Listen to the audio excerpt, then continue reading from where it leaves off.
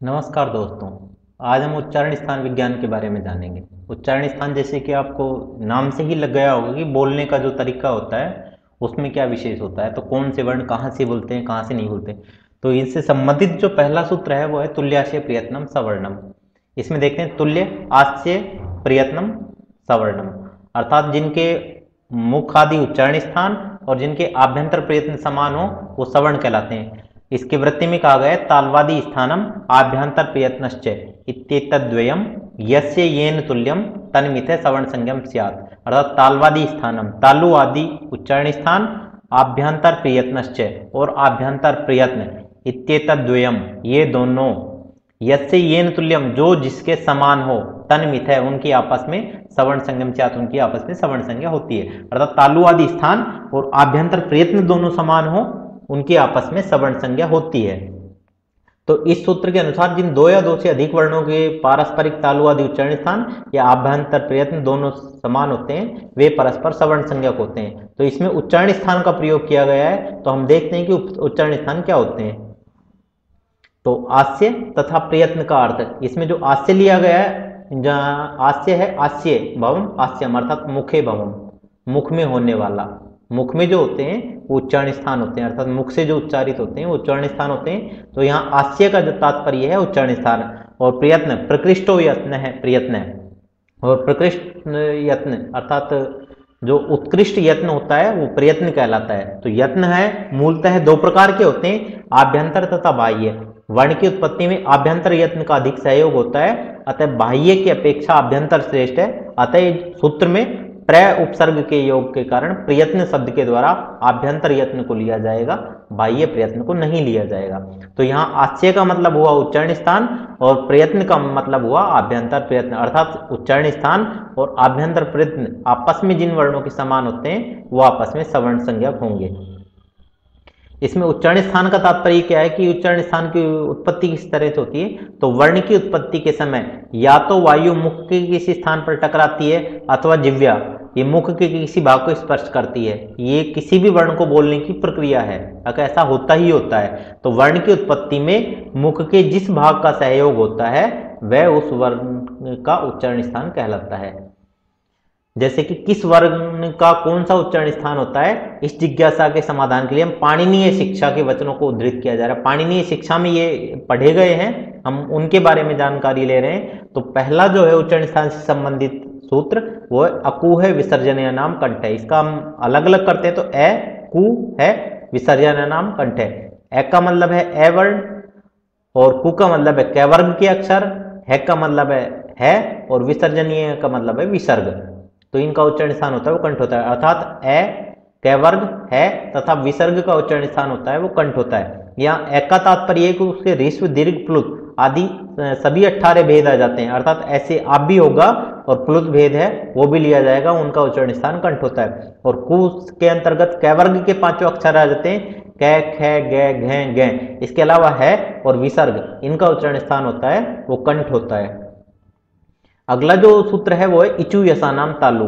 अलग अलग करेंगे तो ई चू ये सानाम तालु, अर्थात ई चू का मतलब च वर्ग, ये और श इनका जो उच्चारण स्थान होता है वो तालु होता है, अर्थात ई च वर्ग ये तथा स का उच्चारण स्थान तालु होता है। यहाँ ई के अंतर्गत उसके ऋस्व दीर्घ प्लुत आदि सभी 18 भेद हो जाते हैं। दीर्घ ई, ऋस्व ई, प्लुत ई, तीनों तरह की ई आ जाएगी। तो इसके 18 भेदों के सभी वर्ण इसमें आ जाते हैं। और चू के अंतर्गत च वर्ग के 5 वर्ण आ जाते हैं, च छ ज झ य, और इसके अलावा ये और श इनका जो उच्चारण स्थान होता है वो तालु होता है। अगला जो सूत्र है वो है ऋतु रसाणाम मूर्धा। तो इसको अलग अलग करेंगे तो री टू रे साणाम मूर्धा, अर्थात री ट वर्ग रे और श इनका उच्चारण स्थान मूर्धा होता है। यहाँ री के अंतर्गत उसके ऋस्व दीर्घ प्लुत आदि सभी 18 भेद आ जाते हैं, तो उसमें उन सभी का उच्चारण स्थान मूर्धा होता है। और टू के अंतर्गत ट ठ ड ढ ण ये ट वर्ग के 5 अक्षर आ जाते हैं, और इसके अलावा रे और श मूर्धन्य से, तो इनका जो उच्चारण स्थान होता है वो मूर्धा होता है। अगला जो है ऋतु लसानाम दंता, लृ तु ले सानाम दंता, अर्थात लृ त वर्ग ले और श इनका जो उच्चारण स्थान होता है वो दंत होता है। तो री, तैवर्ग, ल और श के उच्चारण स्थान दंत होते हैं। तो यहाँ री के अंतर्गत उसके ऋस्व, प्लुत आदि 12 भेद हो जाते हैं, क्योंकि री दीर्घ नहीं होता है तो उसमें ये 12 भेद आ जाते हैं सभी। और तु के अंतर्गत उसके तैवर्ग के 5 वर्ण तै, थ, द, ध, न ये आ जाते हैं। इसके अलावा ल और श इनके जो उच्चारण स्थान होते हैं वो दंत होते हैं।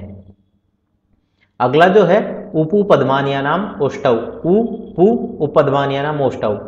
उसका मतलब है उ वर्ण और पु का मतलब पैवर्ग के अक्षर और उपद्मानीय ये इनके जो उच्चारण स्थान होते हैं वो ओष्ट होते हैं। यहाँ उ के अंतर्गत उसके ऋस्व, दीर्घ, प्लुत आदि 18 वेदों वाले सभी वर्ण आ जाते हैं। और पु के अंतर्गत पैवर्ग के 5 वर्ण पै, फै, बै, भै, मै ये आ जाते हैं।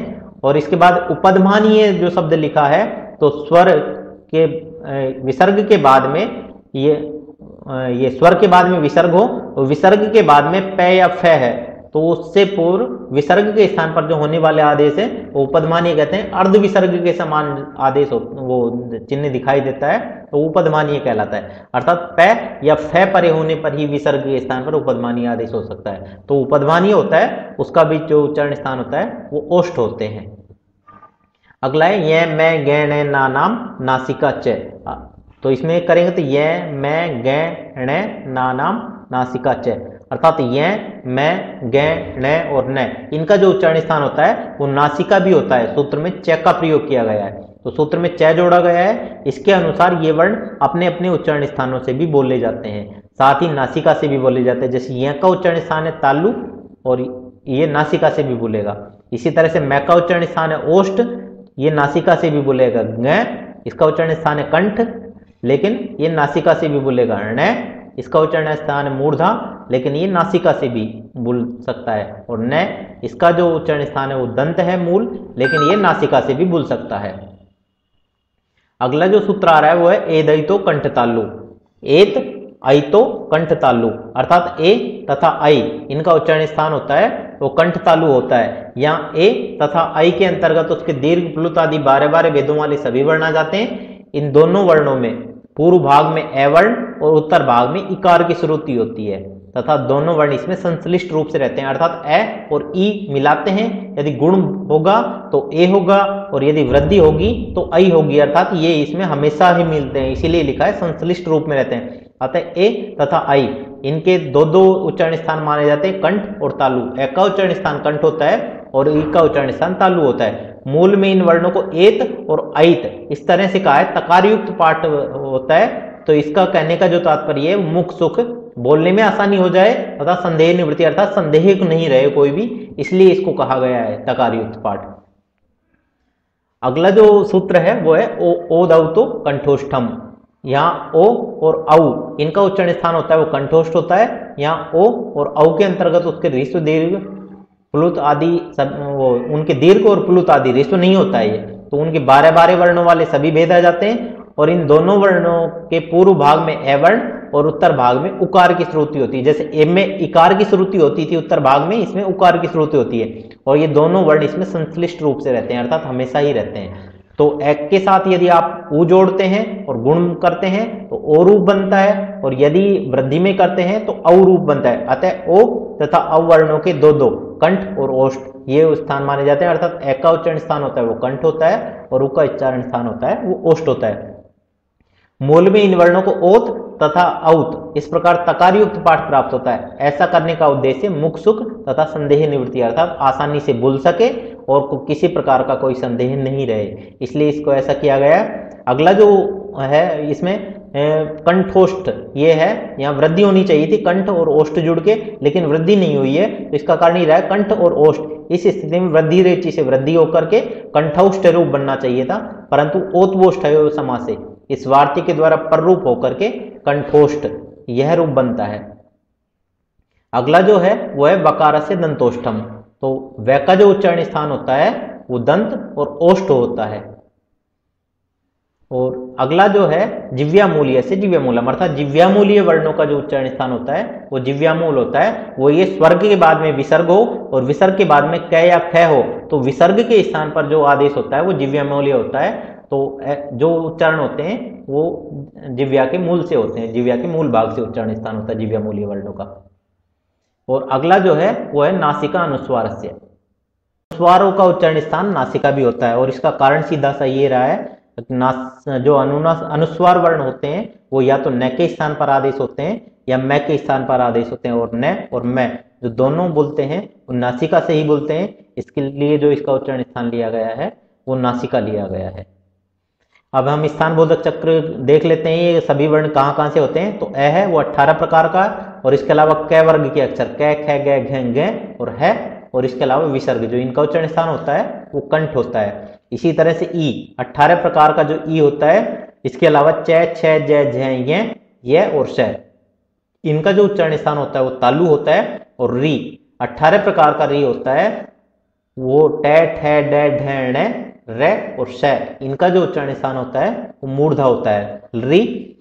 और 12 प्रकार का और त, थ, द, ध, न, ल और श, इनका जो उच्चारण स्थान होता है वो दंत होता है। और इसके बाद में उ जो 18 प्रकार का होता है, और प, फ, ब, भ, म और उपदमानीय, इनका जो उच्चारण स्थान होता है वो ओष्ठ होता है।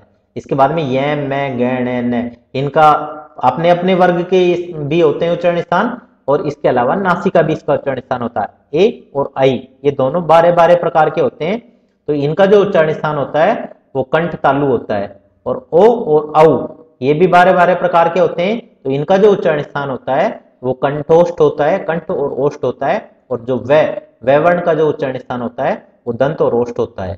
और जिव्यामूलीय वर्णों का जो उच्चारण स्थान होता है वो जिव्यामूल होता है, जीभ का मूल भाग होता है। और जो अनुस्वार है, अनुस्वार का जो उच्चारण स्थान होता है वो नासिका होता है। जयतु भारतम जयतु।